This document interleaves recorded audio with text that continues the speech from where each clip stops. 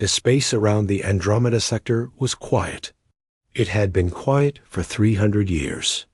Admiral Kexthara stood on the bridge of her flagship, watching the stars through the large viewing window. Her purple skin gleamed under the soft lights of the command center. The Zephyrian Empire controlled this part of space, and nothing ever happened here without their permission. "All sectors clear, Admiral," reported Lieutenant Zektar from his station. His 4 arms moved quickly over the control panels, checking sensors and communication systems. "The Third Fleet is in perfect formation. No unusual activity detected." Kexthara nodded. She had been patrolling these outer systems for 20 years. The same routes, the same empty space, the same boring reports. The Empire was so powerful that most species didn't even dare to enter their territory. Those who did were quickly destroyed or captured. The Admiral walked to the center of the bridge, where a large holographic display showed the positions of all ships in her fleet. 37 vessels spread across the sector in a defensive pattern. Each ship was a masterpiece of Zephyrian engineering, armed with plasma cannons and protected by energy shields. The smallest cruiser in her fleet could destroy an entire planet if needed. "Admiral," called out sensor operator Velkin, his voice suddenly sharp with concern. "I'm detecting something unusual. There's a disturbance in space coordinates 847.3 by 221.7. Kexthara moved to the sensor station.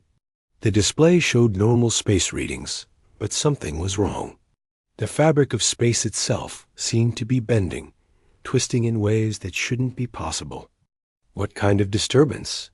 she asked, her yellow eyes focusing on the readings. "Unknown, Admiral. It's like space is folding in on itself. I've never seen anything like this before." Suddenly, the air around them seemed to vibrate. Every Zephyrian on the bridge felt it in their bones. The lights flickered, and several crew members grabbed onto their stations for support. "Report!" Kexthara shouted over the strange humming sound that filled the ship. "Admiral, something is coming through." Velkin's voice was filled with fear. "It's huge!" The viewing window showed empty space one moment, and then everything changed.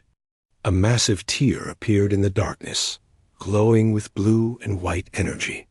Through this tear, something emerged that made every Zephyrian on the bridge step back in shock. It was a ship, but unlike anything they had ever seen. Where Zephyrian vessels were smooth and curved, this ship was angular and rough. Its hull was dark gray, with strange markings painted in white. The size was incredible, nearly twice as long as the Admiral's flagship and much wider. Strange protrusions jutted out from its sides, and its front end was sharp like a blade. "By the 7 moons," whispered Lieutenant Zektar. "What is that thing?" The tear in space closed behind the mysterious vessel, leaving no trace of how it had arrived. The ship hung in space, silent and still, but somehow threatening. Its surface seemed to absorb light rather than reflect it, making it appear like a piece of darkness cut from the void itself. "Can we identify it?" asked Kexthara, trying to keep her voice steady. In all her years of service, she had never encountered anything like this. "Negative, Admiral. It's not in any of our databases. The design is completely unknown. The materials, I can't even identify what it's made of. Energy readings? That's the strange part, Admiral. It's giving off almost no energy signature. It's like it's completely powered down, but that's impossible for something that size." Kexthara studied the alien vessel. Along its side, she could see markings that might be writing, but the symbols were unlike anything in the galactic database. 3 letters stood out clearly, UES, followed by what looked like the word liberty. "Attempt to make contact," she ordered. "Use all standard galactic frequencies." The communications officer began broadcasting the standard first contact protocols. The messages went out in dozens of languages, offering peaceful greetings and requesting identification. Minutes passed with no response. "Admiral," reported the tactical officer, "I'm detecting movement. The unknown vessel is changing position." On the main display, they watched as the strange ship began to turn. Its movement was smooth and silent, far smoother than any Zephyrian vessel could achieve. As it turned, they could see more details of its construction. What they had thought were decorative elements were actually weapon systems, but the design was completely alien. "It's scanning us," reported Velkin. "I can detect sensor beams, but they're using technology I don't recognize." Inside the mysterious vessel, Captain Jake Morrison stood on his own bridge, watching the alien fleet through his ship's advanced displays. He was a tall man with brown hair and calm blue eyes. His uniform was simple compared to the elaborate robes of the Zephyrian admiral, but his bearing showed years of command experience. "Report, Lisa," he said to his chief engineer. Lisa Park, a small woman with black hair tied back in a practical ponytail, looked up from her station. "Jump drive is cooling down, Captain. We'll need about 20 minutes before we can make another." "Fold jump if needed." "And our hosts?" Morrison asked, nodding toward the display showing the alien fleet. 37 ships in a defensive formation, reported Weapons Officer Ryan Cole. He was a big man with red hair and freckles, and his voice carried the authority of someone used to handling dangerous situations. "Their technology appears to be plasma-based, energy shields, particle weapons, the works." "How do they compare to our systems?" Morrison asked. Ryan checked his readings and shook his head. "Captain, their most advanced ship is maybe 50 years behind our oldest cruiser. Their weapons couldn't scratch our paint, and their shields wouldn't stop a training laser." Communications. Officer Amy Chun turned from her station. She was young, with long brown hair and intelligent eyes. "Captain, they're trying to contact us. Multiple frequencies, lots of different languages. They seem peaceful so far. Can you understand them? The translation computer is working on it. Give me a few more minutes." Morrison nodded and looked back at the alien fleet. He had been exploring deep space for 2 years, searching for signs of intelligent life. The United Earthship Liberty was one of humanity's most advanced vessels, equipped with technology that had taken centuries to develop. Now, finally, they had found what they were looking for. "Captain," said Amy, "I think I've got something. Their main message seems to be asking who we are and what we want." "Open a channel," Morrison ordered. "Sir, the translation isn't perfect yet. We might not be able to communicate clearly." Morrison thought for a moment. First contact with an alien species was something humanity had dreamed about for generations. But these aliens had military ships, and they were clearly nervous about the Liberty's appearance. "Keep working on the translation," he said, "but don't respond yet. Let's see what they do." On the Zephyrian flagship, tension was building. The unknown vessel had been silent for over an hour, and Admiral Kexthara was running out of patience. "Admiral," reported her tactical officer, 3 more ships have arrived to investigate. They're requesting orders." Kexthara looked at the display. The alien ship was still motionless, but something about it made her nervous. Its very presence seemed to challenge everything she knew about space travel and technology. "Signal the fleet," she ordered. "Form a containment formation around the unknown vessel. If it tries to leave, we'll escort it to the nearest Imperial station for inspection." "Admiral," said Velkin carefully, "perhaps we should report this to Imperial Command first."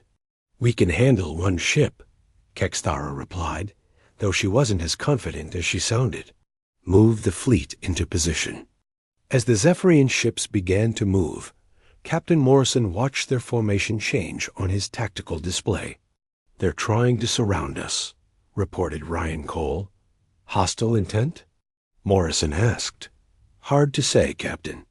Could be a standard containment procedure. But they're definitely not letting us leave. Morrison looked at his crew. Each of them was highly trained and ready for anything. The Liberty had been built for exploration, but it was also designed to defend itself if necessary. Amy, any progress?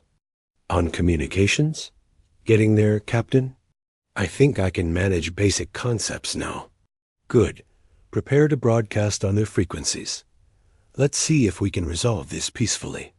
But as the alien ships moved closer, Morrison had a feeling that this first contact might not go as smoothly as anyone hoped. The Zephyrian fleet moved slowly toward the human ship. Admiral Kexthara watched from her bridge as her vessels took positions around the unknown craft. She had 37 ships under her command, each one a deadly weapon of war. The alien vessel was alone. Distance to target, she asked. 50,000 kilometers and closing, reported her tactical officer. All ships are in position. The unknown vessel is completely surrounded. Kexthara nodded. No ship, no matter how advanced, could escape from this formation. She had used this same tactic against pirates and rebels dozens of times. It always worked. Signal the unknown vessel, she ordered. Tell them they must come with us for inspection. They have no choice. On the Liberty, Amy Chun looked up from her communication station. Captain, I think they're giving us some kind of ultimatum. The translation isn't perfect, but they want us to surrender. Captain Morrison stood with his hands behind his back, studying the alien ships on the main display. Each vessel was roughly the same size as the Liberty, but their designs were completely different. Where the human ship was built for efficiency and power, these alien craft seemed more concerned with appearance. What's their weapons status, Ryan? Morrison asked. Ryan Cole checked his tactical readings. All their ships have weapons powered up, Captain. Plasma cannons, particle beams, the usual energy weapons. But, sir, he paused, looking at his display. With confusion, what is it? Captain, their weapons are so primitive that our shields probably wouldn't even register the hits. It would be like throwing rocks at a battleship. Morrison frowned. The aliens clearly thought they had overwhelming force on their side. From their perspective, they probably did. But they had no idea what kind of technology they were facing. Amy, can you tell them we come in peace? That we're explorers, not invaders? I'm trying, Captain, but they don't seem to be listening. They keep demanding that we surrender. The tension on both bridges was growing. Admiral Kexthara was becoming impatient with the alien ship's silence, and Captain Morrison was running out of diplomatic options. Admiral, said the Zephyrian tactical officer, the unknown vessel is powering up some kind of systems. Energy readings are increasing. Kexthara looked at the display. The alien ship was still motionless, but something was definitely changing. Strange patterns of light began to flicker along its hull. What kind of systems? She asked. Unknown, Admiral. The energy signatures don't match anything in our database. On the Liberty, Chief Engineer Lisa Park was monitoring the ship's power. Systems. Captain, I'm bringing the main reactors to full power. Shields are at maximum, and all weapon systems are online. Good. Let's hope we don't need them. But hope was about to run out. On the Zephyrian flagship, a nervous gunner was watching his targeting display.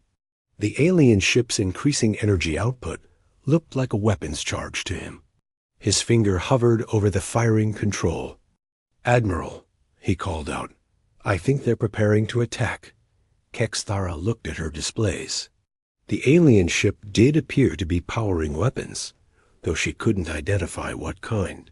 She had a split second to make a decision that would change. Everything. All ships' defensive positions, she ordered. If they fire, return fire immediately. The young gunner's nerves got the better of him. Seeing what he thought was an attack forming, he pressed the firing button. A bright beam of plasma energy shot from the Zephyrian ship toward the Liberty. "Incoming fire," shouted Ryan Cole. "Plasma beam, direct hit to our forward shields?" The plasma beam struck the Liberty's shields and vanished. The human ship didn't even shake. On the bridge, Morrison watched the tactical display with calm eyes. "Damage report," he said. "No damage, Captain. Our shields absorbed the hit completely." I don't think they even noticed they were being shot at. Morrison's expression hardened. The aliens had opened fire first. Now he had to respond, but he didn't want to start a war. "Ryan, target their weapon systems only. Disable, don't destroy." "Aye, Captain." The Liberty's railguns came online. These weapons were far beyond anything the Zephyrians had ever seen. Instead of energy beams, they fired solid projectiles at tremendous speeds. Each shot had the power to punch through a planet. "Firing," announced Ryan Cole. The railguns fired with barely a sound. 3 perfectly aimed shots streaked across space toward the Zephyrian ships. The aliens watched in horror as their energy, shields, which had protected them for centuries, simply disappeared under the impact. The first shot struck the ship that had fired at the Liberty. The plasma cannon was completely destroyed, leaving a smoking hole in the ship's hull. The second shot disabled another vessel's main weapons. The third shot went through a cruiser's shields and engines, leaving it drifting helplessly in space. "Impossible," whispered Admiral Kexthara. "Our shields, they're gone." "Admiral, ships 7, 14, and 23 are reporting major damage. Their weapon systems are completely destroyed." The Admiral stared at the display. 3 of her best ships had been crippled in seconds. The alien vessel had fired some kind of weapon that went right through their shields as if they weren't even there. "What kind of weapons are those?" she asked. "Unknown, Admiral. They don't use energy at all. They appear to be some kind of projectile weapon, but moving faster than anything we've ever seen." On the Liberty, Morrison studied the damage. Reports: the alien ships were hurt, but not destroyed. Their crews were still alive. "Amy, can you get through to them now?" he asked. "I think so, Captain. Let me try." Amy Chun opened a communication channel to the alien fleet. Her voice, translated by the Liberty's computers, reached every ship in the Zephyrian formation. "Attention, alien vessels. This is Captain Jake Morrison of the United Earthship Liberty. You fired on us first. We responded with minimal force. We do not wish to fight you. Please respond." The message was clear and simple. On the Zephyrian flagship, every crew member heard it. The alien voice was calm and controlled, nothing like the fear they were all feeling. Admiral Kexthara looked around her bridge. Her officers were staring at her, waiting for orders. 3 of her ships were crippled, and the alien vessel hadn't even been scratched. "Response, Admiral?" asked her communications officer. Kexthara thought quickly. Her fleet was outgunned by technology she didn't understand. But she was a proud officer of the Zephyrian Empire. She couldn't just surrender. "Tell them ... double quotes," she began, then stopped. What could she tell them? That the mighty Third Fleet surrendered to one ship? "Admiral, they're hailing us again," reported the communications officer. Morrison's voice came through the speakers once more. "We know you can understand us. We detected your translation systems working. We don't want to hurt anyone else, but we will defend ourselves if attacked again. Please respond." The captain's words were polite but firm. There was no anger in his voice, just a calm statement of fact. This frightened the Zephyrians more than any threat could have. "Open a channel," Kexthara finally ordered. "Channel open, Admiral." Kexthara took a deep breath. "This is Admiral Kexthara of the Zephyrian Empire Third Fleet. You have entered Imperial space without permission. You have damaged Imperial vessels. Identify yourself and state your intentions." On the Liberty, Morrison listened to the translation. The alien admiral sounded proud but scared. He could understand that. From her perspective, everything she knew about warfare had just been proven wrong. "Admiral Kexthara," Morrison replied. "I am Captain Jake Morrison. We are explorers from a distant star system. We mean no harm to you or your empire. We were simply investigating this area of space when your ship surrounded us. We only defended ourselves when fired upon." "You claim to be explorers," Kexthara said, "but your ship carries weapons that make our best technology look like children's toys. What kind of explorers need such power?" Morrison paused. It was a good question. The Liberty was built for exploration, but it was also designed to handle any threats they might encounter. Humanity had learned long ago that the universe could be a dangerous place. "We explore unknown space, Admiral. We must be prepared for anything. But we use our weapons only in defense, never in conquest." "Prove it," Kexthara challenged. "If you truly come in peace, surrender your weapons." Morrison almost smiled. The alien admiral was brave. He had to give her that. But she still didn't understand what she was dealing with. "Admiral, I will prove our peaceful intentions, but not by surrendering our weapons. Watch." Morrison nodded to Ryan Cole, who targeted a large asteroid floating nearby. The Liberty's main cannon, which had remained silent during the brief battle, powered up. This weapon was designed to destroy entire ships with a single shot. "Firing main cannon," Ryan announced. The antimatter beam lanced out from the Liberty and struck the asteroid. For a moment, the rock glowed brighter than a star. Then it simply disappeared, converted to energy, and scattered across space. Every Zephyrian in the fleet watched in stunned silence. The asteroid had been completely destroyed, not just broken apart or vaporized, but actually removed from existence. "Admiral," whispered her tactical officer, "the energy readings from that weapon, ... it's impossible. Nothing can generate that much power." Kexthara stared at the empty space where the asteroid had been. If that weapon had been aimed at her flagship, there would be nothing left but atoms. Morrison's voice came through the speakers again. "Admiral, that was our main weapon. We—" The message reached Imperial Command within hours. Admiral Kexthara's report traveled through the fastest communication channels the Zephyrian Empire possessed, jumping from relay station to relay station across hundreds of light years. When it arrived at the capital world of Zephyros Prime, it caused immediate panic. Emperor Drakmoon sat on his crystal throne in the great hall of the Imperial Palace. He was ancient by Zephyrian standards, his purple skin marked with the silver, lines that showed his age and wisdom. For 600 years, he had ruled the empire, expanding its borders and crushing all who opposed him. "Impossible," he said, reading the report for the third time. "One ship cannot defeat an entire fleet."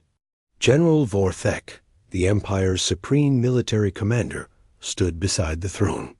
His 4 arms were crossed, and his yellow eyes showed deep concern. "The sensor recordings don't lie, Your Majesty. The alien vessel's weapons went straight through our shields as if they weren't there. Our shields have protected us for 1,000 years, the Emperor said. They stopped the rebellion of the Outer Worlds. They defeated the Krill invasion.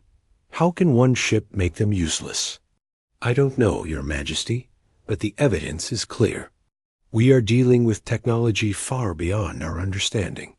The Emperor rose from his throne and walked to the great window that looked out over the capital city. Millions of Zephyrians lived below, all trusting in the Empire's power to protect them. Now that power seemed like nothing more than a child's toy. "Summon the War Council," he ordered. "Every general, every admiral, every scientist. I want to know everything about this human ship." Within hours, the greatest military minds of the Empire gathered in the war room. The large chamber was filled with holographic displays showing star charts, fleet positions, and tactical data. At the center of it all was the recorded image of the human vessel, turning slowly as the computer analyzed every detail. "Report," ordered the Emperor as he entered the room. General Vorthik stepped forward. "Your Majesty, we have analyzed all available data about the alien vessel. The results are disturbing. Explain." "First, their method of arrival. They appeared to tear a hole in space itself, then travel through it.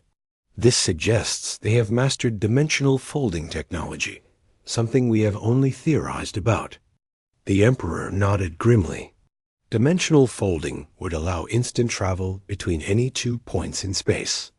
If the humans could do this, they could appear anywhere in the Empire without warning. "Second," continued the general, "their weapons.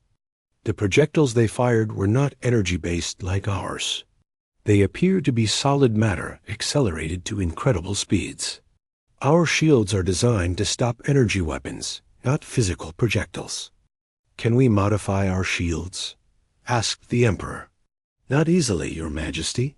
It would require rebuilding every ship in the fleet. And even then, we don't know if it would work against their technology." Admiral Kexthara, who had been summoned to the capital, stepped forward. "Your Majesty, there is something else." The human captain showed restraint. "He could have destroyed my entire fleet, but he chose not to." He seemed genuinely interested in peaceful contact. "You think we can trust them?" the Emperor asked. "I think we have no choice, Your Majesty. If they wanted to destroy us, they would have started already."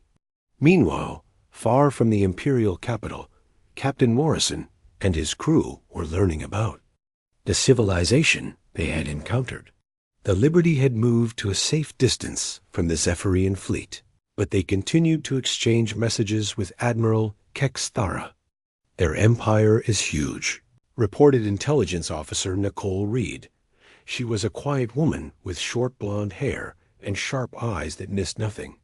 "Over 200 star systems, dozens of different species, billions of people. They've been expanding for almost 1,000 years." Morrison studied the data on his personal display. "What kind of government do they have?" "Absolute monarchy, Captain. The Emperor has total control over everything. No democracy, no individual rights as we understand them. They rule through military force and fear." "And the other species in their empire?" "Conquered peoples, mostly. The Zephyrians are the ruling class, but they control dozens of other races. Some joined voluntarily for protection. Others were conquered and enslaved." Morrison frowned. The picture Nicole was painting was not pleasant. The Zephyrian Empire sounded like every dictatorship in human history, but on a galactic scale. "What about their technology?" he asked. Dr. Peter Kim looked up from his science station. He was a small man with gray hair and thick glasses, but his mind was one of the sharpest in the human fleet.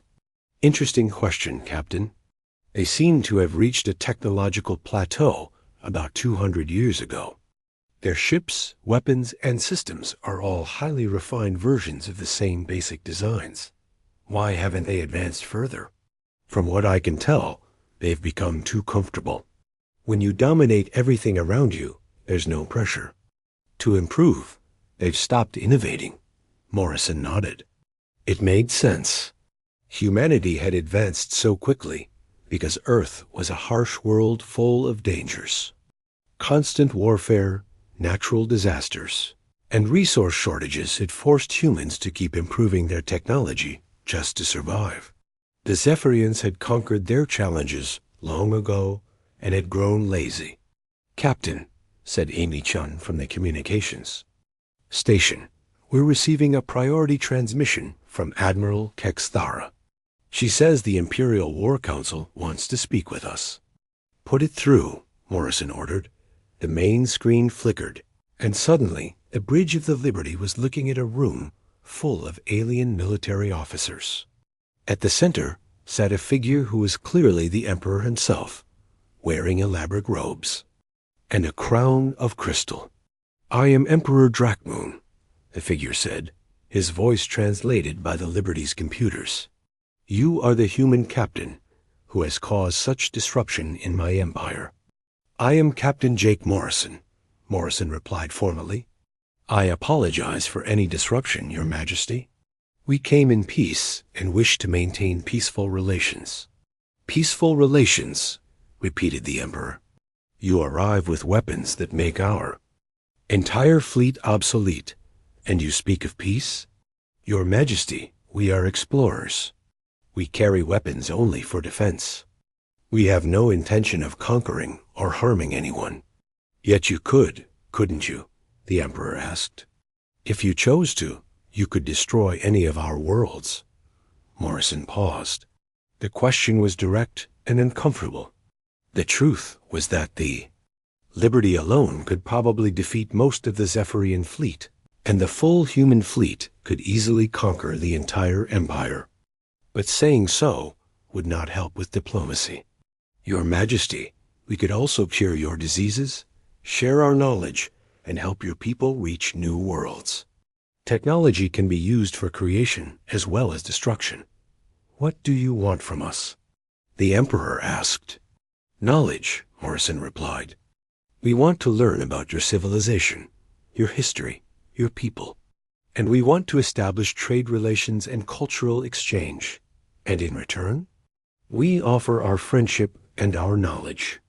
We could help you advance your technology, explore new regions of space, maybe even solve some of the problems your empire faces."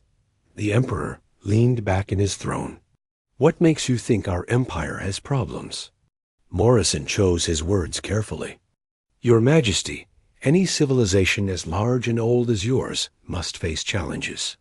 Resource distribution, communication across vast distances, keeping different species united under one government. These are not criticisms, just observations." "General," Vorthik stepped forward. "Human captain, you speak of helping us, but how do we know you won't decide to conquer us instead? Your technology makes resistance impossible." "Because," Morrison said, "conquest is not our way. Humans have learned that cooperation achieves more than domination. We would rather have you as allies than subjects." "Pretty words," said the Emperor. "But we have only your word to trust." "Then let us prove it," Morrison offered. "Allow us to visit one of your worlds. Let us demonstrate our peaceful intentions through actions, not just words." The Emperor looked around the war room at his advisors. Every face showed the same mixture of fear and fascination. They were terrified of the human ship's power, but they were also curious about human technology and culture. "Very well," the Emperor said finally. "You may visit our world of Kepler-7. It is a colony world, not heavily populated. If you truly come in peace, you will be welcome there." "Thank you, Your Majesty," Morrison said. "We will not disappoint you."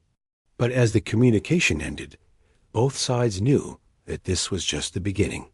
The balance of power in the galaxy had shifted, and no one knew what would happen next. On the Liberty, Morrison turned to his crew. "Set course for Kepler-7 and send a message to Earth Command. Tell them we've made contact with an alien empire, and we're going to need backup."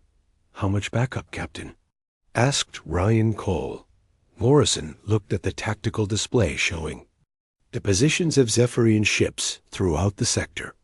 "All of it, Ryan. We're going to need all of it."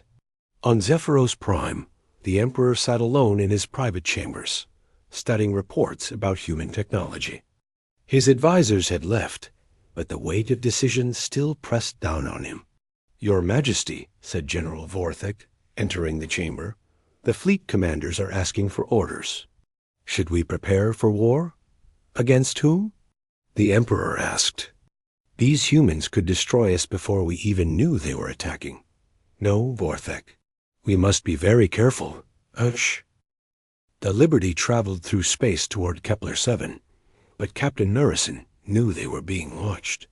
His ship's advanced sensors detected Zephyrian vessels, following them from a distance. staying just out of weapons range, but close enough to monitor their movements. How many ships are tracking us? Morrison asked his tactical officer. Ryan Cole studied his displays. At least 20, Captain. They're being sneaky about it, but our sensors are way better than theirs. They think. They're hidden, but we can see them clearly. Are they hostile? Hard to say. They're not targeting us, but they're definitely ready to fight if needed. I think they're under orders to watch and report. Morrison nodded. It made sense. The Zephyrian Empire was nervous about the human ship, but they weren't ready to start a war they couldn't win. Still, having 20 warships following them made the crew uneasy. Captain, said Amy Chun from the communication station, we're receiving a transmission from Earth Command. Admiral Martinez wants to speak with you. Put it through to my ready room, Morrison ordered. Ryan, you have the bridge. Morrison walked to his private office and activated the communication system. The face of Admiral Helen Martinez appeared on the screen. She was a tough-looking woman with gray hair and sharp eyes that had seen many battles. Captain Morrison, she said, your report about first contact has caused quite a stir back home. The President wants to know if we're about to be invaded. By aliens? I don't think so, Admiral. They're scared of us, not the other way around. But they have a massive empire, and we need to be careful. How massive? Over 200 star systems, Admiral. Billions of people. They've been expanding for almost 1,000 years. Admiral Martinez whistled softly. That's a big empire. What's their technology like? Primitive compared to ours, but they have numbers. One human ship can beat 50 of theirs, but they have thousands of ships scattered across the galaxy. What are your recommendations, Captain? Morrison thought. Carefully. We need to be strong but not threatening. Show them we're peaceful, but make sure they understand we can defend ourselves if necessary. And Admiral, we need more ships out here. The Liberty can handle most situations, but if things go wrong, we'll need backup. The Second Fleet is already on its way, Martinez said. Admiral Parker is commanding 12 ships, including the new heavy cruiser Washington. They'll reach your position in about 6 weeks. That's good to hear, Admiral. What are my orders until then? Make contact with their civilian populations. Show them we're not monsters. Build trust where you can. But, Captain, if they attack you, don't hold back. We can't afford to look weak. Understood, Admiral. Morrison out. As the communication ended, Morrison returned to the bridge. The Liberty was approaching Kepler-7, and he could see the planet growing larger on the main screen.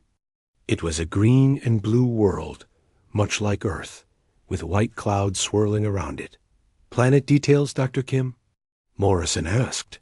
The scientist looked up from his station. Kepler-7 is a colony world, Captain. Population about 50 million.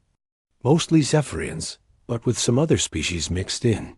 It's primarily agricultural, supplying food to other worlds in the Empire. Perfect, Morrison said. A farming world should be peaceful. What about defenses? Minimal, reported Ryan Cole. A few orbital stations, maybe a dozen patrol ships. Nothing that could threaten us. Good. Amy, open a channel to the planet's government. Channel open, Captain. This is Captain Morrison of the United Earthship Liberty. We request permission to approach your world for peaceful contact. The response came quickly. Captain Morrison, this is Governor Mel Kara of Kepler-7. The Emperor has informed us of your arrival. You are welcome to visit our world, but please understand that we are nervous about your presence. Governor, we understand your concerns. We come in peace and wish only to learn about your people. Very well, Captain. You may land at our main spaceport. We will have a delegation waiting to meet you. As the Liberty descended toward the planet's surface, Morrison gathered his away team. He chose Dr. Kim for his scientific knowledge, Amy Chun for communications, and a small security team led by Lieutenant Steve Johnson. Steve was a calm, steady man who could handle any situation that might arise. "Remember," Morrison told them as they prepared to beam down, "we're ambassadors now. Everything we do will be reported back to the Emperor.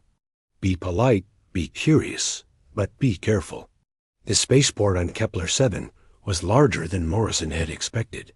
Ships from across the Empire landed here, bringing trade goods and taking away agricultural products. As the away team materialized on the landing pad, they were greeted by a group of Zephyrians in formal robes. "Welcome to Kepler-7, said Governor Melkara. She was younger than Admiral Kexthara, with bright purple skin and curious eyes. "I must admit, we have never hosted visitors from another galaxy before." "We're honored to be here," Morrison replied. "Your world is beautiful." As they walked through the spaceport, Morrison noticed that the Zephyrian technology was indeed primitive by human standards. Their ships used chemical rockets instead of the fusion drives that powered human vessels. Their computers were large and clunky, while human devices were small and powerful. But what interested Morrison more was the variety of species he saw. There were the insect-like krill with their multiple arms and compound eyes.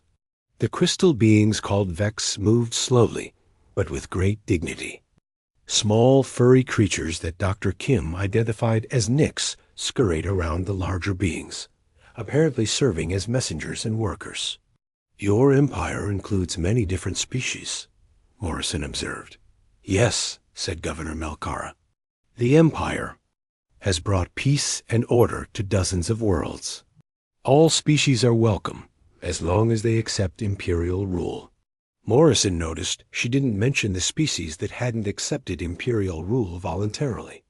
From the briefing reports, he knew that many worlds had been conquered, and their populations enslaved as they toured the city. Dr. Kim used his scanner to analyze Zephyrian technology. What he found was interesting. Their basic science was sound, but they had stopped innovating centuries ago. Their computers used designs that were hundreds of years old. Their power systems were inefficient and wasteful. "Governor," Morrison said, "would you be interested in seeing some of our technology? We might be able to help improve your power. Systems or communication networks." "That would be fascinating," Melkara replied. "But I would need permission from Imperial Command before accepting any technology transfers." "Of course. We understand the need for caution." That evening, the human delegation was invited to a formal dinner with the planetary government.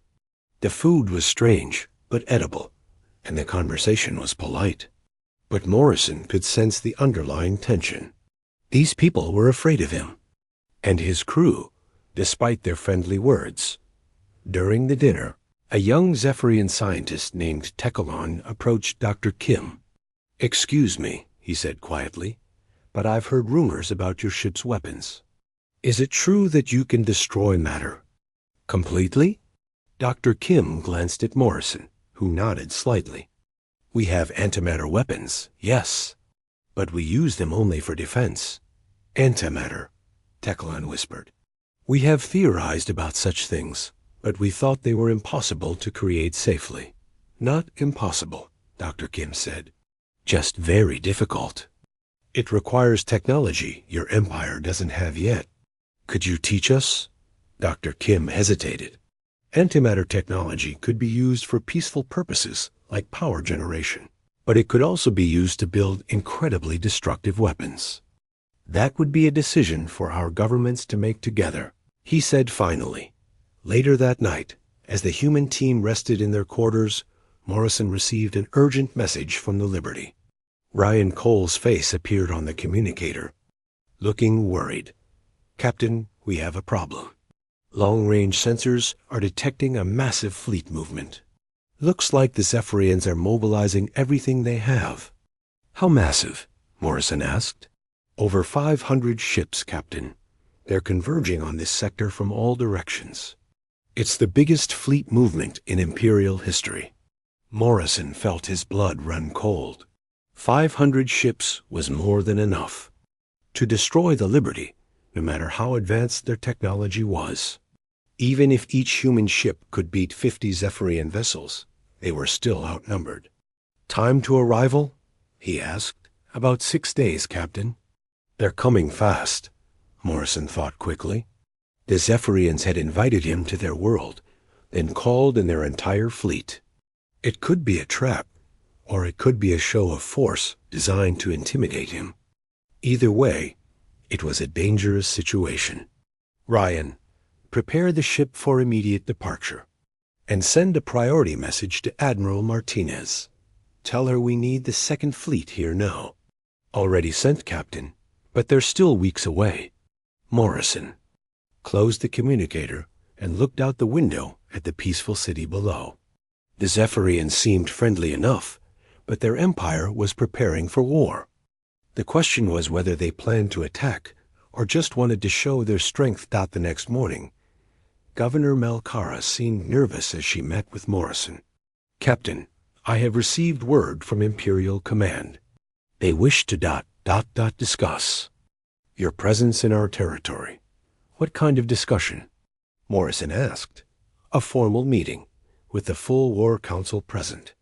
Morrison understood. The Empire was calling in its biggest fleet to have a meeting. It was either diplomacy-backed, by overwhelming force. The Nexus Point was the most important system in the Zephyrian Empire.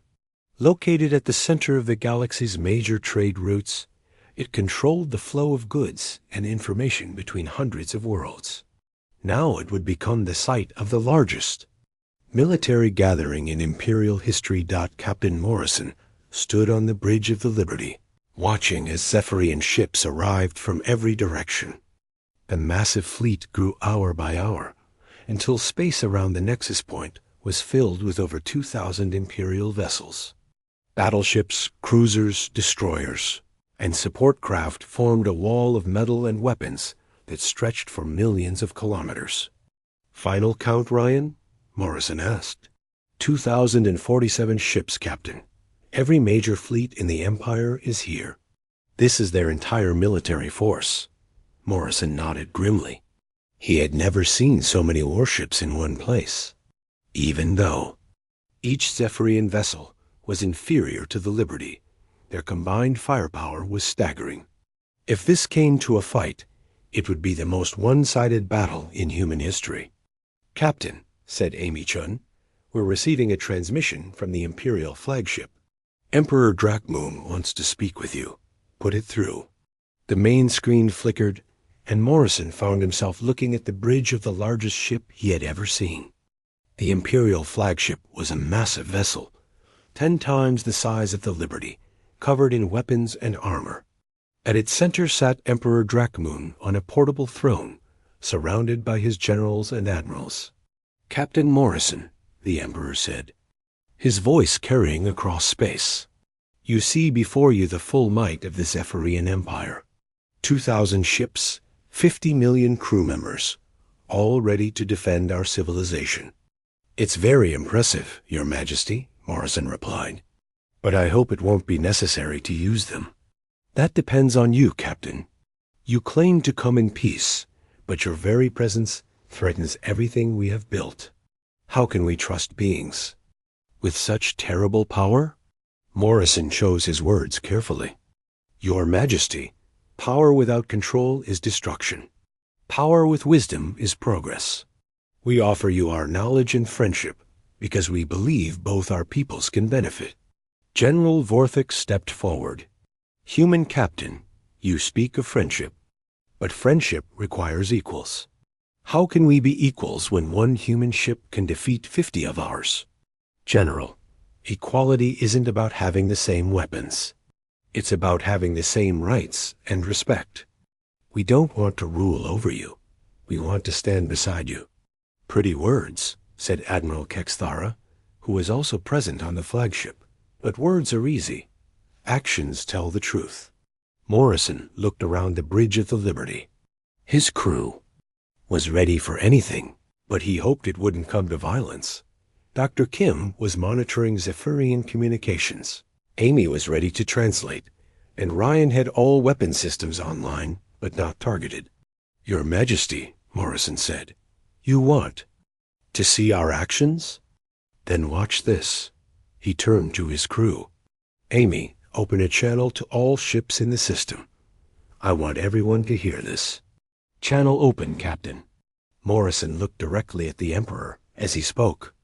"People of the Zephyrian Empire, I am Captain Jake Morrison of the United Earthship Liberty. You have gathered your fleet here because you fear us. That fear is understandable. Our technology is more advanced than yours. Our weapons are more powerful. But I want to tell you something about humanity." He paused, making sure his words were being translated correctly. "We come from a small planet called Earth. For thousands of years, we fought each other. We had wars that killed millions. We built weapons that could destroy our entire world. We almost destroyed ourselves many times." The Emperor leaned forward, interested despite himself. "But we learned something from all that fighting," Morrison continued. "We learned that conquest creates only enemies. That fear breeds hatred. That the strongest civilizations are built on cooperation, not domination. Humans stopped fighting each other about 200 years ago, not because we became weak, but because we became wise. We learned that our differences make us stronger, not weaker. That's why we explore space together instead of fighting over it." General Vorthik interrupted. "You expect us to believe that humans never fight anymore?" "No," Morrison said honestly. "We still have disagreements, but we settle them with words, not weapons. We compete with ideas, not armies. And when we do fight, it's only to protect the innocent from those who would hurt them." "What about us?" asked the Emperor. "What happens to our empire if we accept your friendship?" Morrison had been thinking about this question for days. "Your Majesty, that's for you to decide. We won't force changes on you, but we can offer you alternatives to conquest. Better technology means you won't need to take resources from other worlds. Better medicine means your people will live longer and healthier lives. Better communication means you can govern without fear." "And if we refuse your offers?" the Emperor asked. "Then we leave," Morrison said simply. "We won't attack you for choosing differently than us, but we also won't let you attack us or any worlds that choose to be our friends." The Emperor sat back in his throne, thinking. Around him, his advisors whispered among themselves. The human captain's offer sounded too good to be true, but the alternative was a war they couldn't win. "Captain Morrison," the Emperor said finally, "you say you want to prove your peaceful intentions. Very well. I will give you a test." Morrison felt his crew tense around him. "What kind of test, Your Majesty?" "In our empire, there is a world called Sanctuary. It was once home to a species called the Helix. They rebelled against imperial rule 50 years ago. We subdued them. The survivors were relocated to work camps. The world is now empty. Its cities abandoned." Morrison felt a chill. The Emperor was describing what sounded like genocide. "If you truly believe in protecting the innocent," the Emperor continued, "then prove it. The Helix survivors number about 1 million. They live in harsh conditions on mining worlds. If you want our trust, show us that human compassion is real. Save them." It was a trap, Morrison realized. If he refused, the Emperor could claim that humans didn't really care about others. If he accepted, he would be interfering in imperial affairs, which could start a war. But as he looked at the faces of his crew, Morrison saw the same determination he felt. They hadn't come this far just to abandon people who needed help. "Your Majesty," Morrison said, "we accept your test. But we have conditions." "What conditions?" "First, we want the Helix survivors relocated to a world of their choosing, not ours. Second, we want them given full rights as citizens, not prisoners. Third, we want other species in your empire given the same choice. Stay and be treated fairly. Or leave and find new homes. The Emperor's eyes widened. You ask me to change the fundamental nature of our empire. I ask you to make it stronger, Morrison replied. An empire built on fear will always have enemies. An empire built on justice will have allies. For long minutes, the Emperor said nothing. Around him, generals and admirals argued in whispers. Finally, he raised his hand for silence. Captain Morrison, your words are interesting, but I cannot make such decisions alone. A empire has traditions that go back centuries. Your Majesty, Morrison said gently, traditions are good when they serve the people. When they hurt the people, it's time for new traditions. The Emperor looked out at his massive fleet, then back at the small human ship that had changed everything. Very well, Captain. I will consider your proposals. But understand this. If you prove false, if you betray our trust, the full might of the Empire will fall upon you. Understood, Your Majesty. But I hope instead that we can build something better together. As the communication ended, Morrison turned to his crew. Amy, send a message to Admiral Martinez. Tell her we need every transport ship she can send. We're about to relocate 1 million refugees. Captain, said Dr. Kim, are you sure about this? We're taking a huge risk. Peter, sometimes you have to risk everything to gain anything. If we can prove to the Empire that cooperation works better than conquest, maybe we can change this part of the galaxy forever. 3 months later, the rescue operation was complete. Human transport ships had evacuated every Helix survivor from the Imperial work camps. Most chose to settle on uninhabited worlds that humans helped them terraform. Others joined mixed colonies. Where different species worked together, the Emperor kept his word. The Helix were given full citizenship rights, and other species in the Empire were offered the same choice the humans had proposed. Many chose to stay and work for reform from within. Others left to build new lives on free worlds. The changes weren't immediate or complete. The Zephyrian Empire was too large and too old to transform overnight. But the seeds of change had been planted, and they grew slowly but steadily. 5 years later, Captain Morrison stood on the bridge of the Liberty as it docked at Zephyros Prime. He was there for the signing of the Treaty of Mutual Cooperation between Earth and the Empire. The document established trade agreements, cultural exchanges, and mutual defense pacts. Emperor Drakmoon met him at the airlock, no longer wearing armor, but dressed in simple robes. Captain Morrison, welcome back to our capital. Thank you, Your Majesty. It's good to be here. I have been thinking about what you said, the Emperor continued as they walked through the palace halls. About traditions and change. You were right. Fear made us strong for a time, but it also made us weak. We stopped,